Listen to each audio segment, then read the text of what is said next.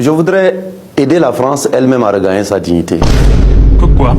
Je voudrais aider la France elle-même à regagner sa dignité. Ça me fait de la peine Elle l'a perdu. que la France, les forces de défense et de sécurité françaises, aient l'impression d'être devenues des SDF sur le continent africain.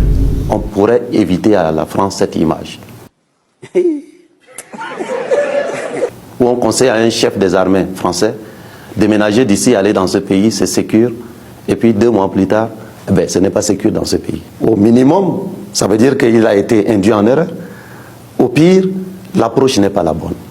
Je souhaite être à la tête d'un État, Tchad, solide, partenaire sûr avec lequel la France peut travailler. Et dans ce partenariat sûr que j'entends développer, il y a des choses qui relèvent des choses du siècle passé.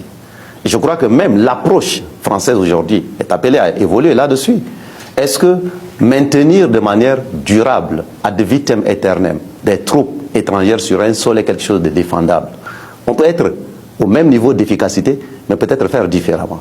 Mutualiser les forces, avoir des écoles de guerre communes, partager les renseignements, avoir des approches de formation rapides, séquencées sur un temps court, mutualiser nos énergies. Ça, ce sont des pistes que nous n'avons pas suffisamment explorées. Voyez-vous? Donc, je ne suis pas un dogmatique.